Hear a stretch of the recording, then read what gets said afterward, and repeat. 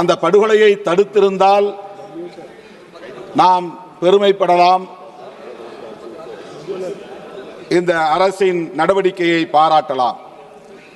ஆனால் படுகொலை நிகழ்ந்துவிட்டது. 26 அப்பாவிகள் உயிரிழந்திருக்கிறார்கள். இந்த நிலையிலே நாங்கள் துல்லியமாக தாக்குதல் நடத்தியிருக்கிறோம், திருப்பி தாக்கியிருக்கிறோம் என்று பெருமை பொங்க பேசுகிறோம். இதில் பெருமைப்படுவதற்கு என்ன இருக்கிறது என்று எனக்கு விளங்கவில்லை. மிகப்பெரிய நாடு, பாகிஸ்தானோடு ஒப்பிடுகிற போது பல மடங்கு வலிமையுள்ள ஒரு தேசம், 140 கோடி மக்கள் தொகையை கொண்ட ஒரு பெரிய நாட்டை மிக இலகுவாக அவர்கள் உள்ளே புகுந்து தாக்கிவிட முடியும் என்பதற்கு ஒரு சான்றாக இந்த பகல்காம் தாக்குதல் மீண்டும் ஒரு அச்சுறுத்தலை ஏற்படுத்தி இருக்கிறது. அந்த இடத்திலே தாக்குதல் நடத்தியவர்களை தடுத்து எதிர்த்து போராடிய குதிரை ஓட்டித்தான் அந்த இடத்தில் பலியாகி இருக்கிறானே தவிர நம்முடைய ஆர்மி பாதுகாப்பு படையை சார்ந்த வீரன் யாரும் அதிலே பலியாகவில்லை. In just 10 years of the UPA government between 2004 and 2014, more than 8,000 civilians were killed because of terrorist attacks in this country. 8,000 terrorist attacks, civilians were killed. आपने NIA को वीक किया, आपने जो कानून था वो कानून को ध्वस्त किया, और सुनिए मैं बताता हूं आपको हमने कैसे NIA को मजबूत किया. Madam, it was this deliberate ploy of weakening this country from within by deliberately weakening the institutions of this country that led to 8,000 innocent civilians killed because of terrorist attacks. And this was also the position in Kashmir. Every Friday there were stole painters. Every Friday there was a plan for the next calendar of terrorist attacks. It was only after Amit Shah ji introduced the Constitution Amendment Bill to remove Article 370 that has seen a great decline of terrorist attacks in Jammu Kashmir. It happened in our government, अपने सरकार की नेतृत्व. Madam, 2004 में when Congress repealed POTA, what were governments of the world doing? 2001 में 9/11 की attacks हुई थी. 9/11 के अटैक के बाद विश्व में हर देश अपनी लेजिस्लेटिव फ्रेमवर्क को टेररिज्म के खिलाफ उनके फाइट को और ताकत दे रहे थे. But here we had a government in India, unfortunately, that deliberately as state policy chose to weaken the fight against terrorism. 2004 में there is only one political party in the whole world which chose deliberately and very thoughtfully to repeal an anti-terror legislation, and the disfamy of that happens to the Congress party. This, the history of the country will remember it. Rafale की बात हो रही थी.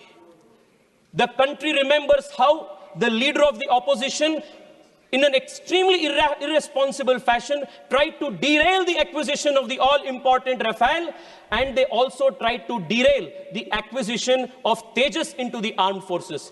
If it was not for our defense minister Manohar Parrikar, today LCA Tejas would not have been a reality in this country. They had tried to kill all of these made in India defense projects. Madam, 3 साल पहले general Bipin Rawat ji ने एक बहुत महत्वपूर्ण कार्यक्रम में देश को बताया था that India should be ready to face a 2.5 front war. मैं आज इस देश को इस महत्वपूर्ण सदन से बताना चाहता हूं कि दिस 0.5 फ्रंट जो है वो कांग्रेस पार्टी और इसके इकोसिस्टम है जो भारत के अंदर से भारत को खोखला करने के लिए काम कर रहे हैं. और मैं बहुत जिम्मेदारी के साथ यह बात कह रहा हूं मैडम, और मैं तथ्य के साथ इसको प्रूव करूंगा.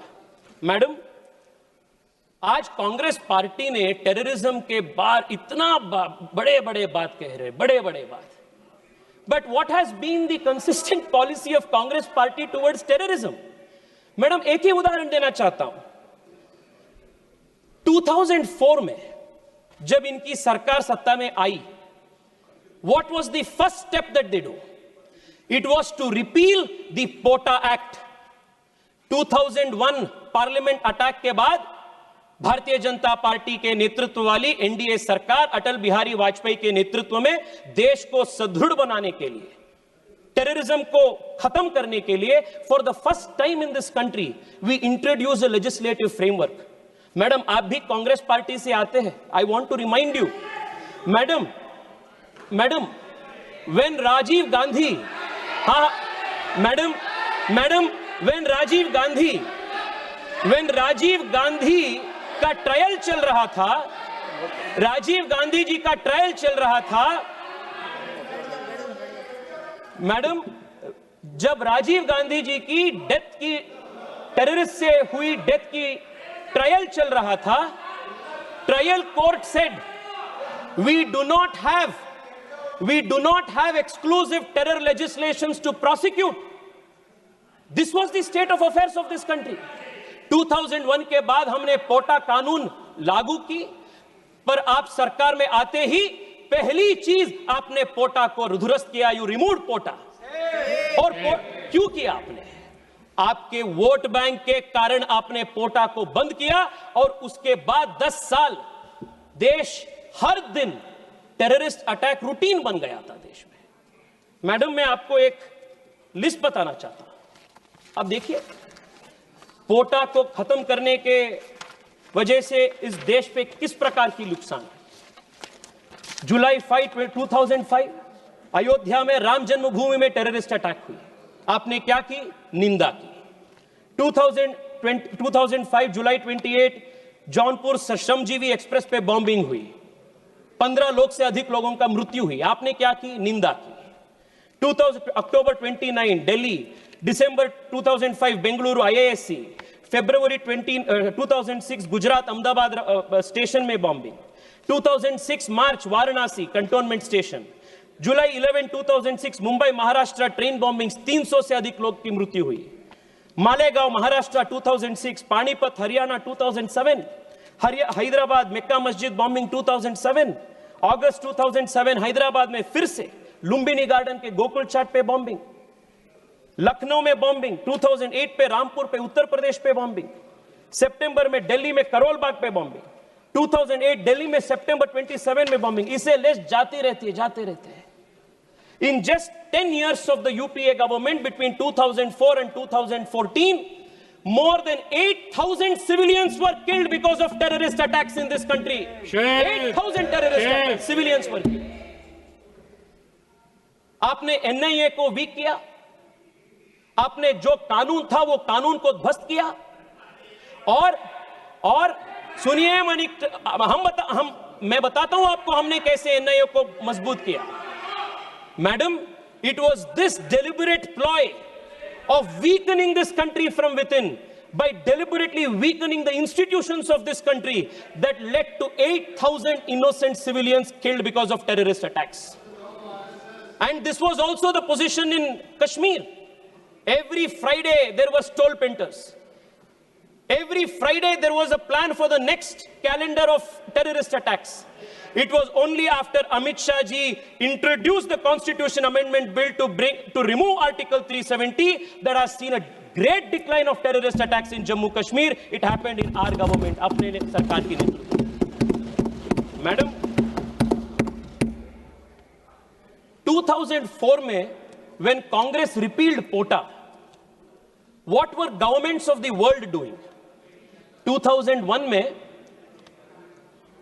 9/11 की अटैक्स हुई थी। 9/11 के अटैक के बाद विश्व में हर देश अपनी लेजिस्लेटिव फ्रेमवर्क को, टेररिज्म के खिलाफ उनके फाइट को और ताकत दे रहे थे। But here we had a government in India, unfortunately, that deliberately as state policy chose to weaken the fight against terrorism. 2004 में there is only one political party in the whole world which chose deliberately and very thoughtfully to repeal an anti-terror legislation, and the disfamy of that happens to the Congress party. This, the history of the country will remember it. Madam, आज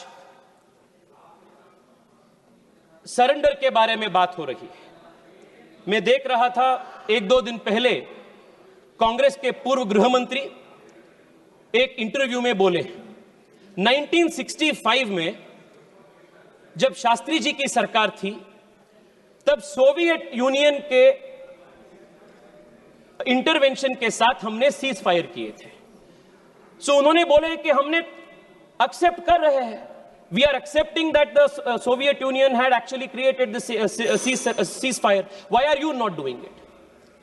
madam, I want to remind the Congress party that the Bharatiya Janata Party and the leadership under Narendra Modi is not habituated like you to perform actions for the country on the behest of foreign forces. Or 2008 mein, there is a very interesting speech of Arun Shauri ji. Madam, I'll conclude in 3 minutes. There is a very interesting speech of Arun Shauri ji. आजकल अरुण शौरी जी का कई सारे statements in लोगों ने coat कर रहे हैं। अरुण शौरी जी ने बताया था जब उन्होंने राज्यसभा में बात कर रहे थे that the government should stop running to mummy. Mummy he meant was the United States. And I want to remind again today that the Congress party, especially under its present leadership, should stop running to mummy, because mummy तक जाना, mummy पे निर्भर होना इस party के नेताओं का, इस पार्टी के पूरे परंपरा बन गया है। This is a country that will stand on its own feet and respond in its own right. Madam, मैं आपको यह भी बताना चाहता हूं कि आज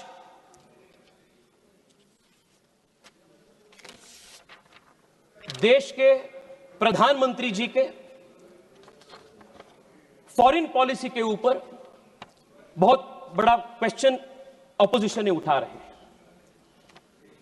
And in a very shameful manner, in a very irresponsible manner, the leader of the opposition is using and coining the word surrender and surrender. Madam, मैं आपको बताना चाहता हूं, Narendra Modi ji is the defender of India and you are the surrendering forces of the country.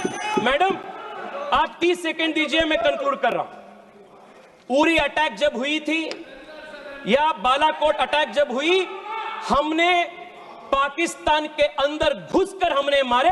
Narendra Modi showed he is the defender of India. आपने जब Soviet union के दबाव में 1965 में आपने सीज फायर घोषित किए थे, you had surrender, that is surrender and this is defender. ये फर्क है।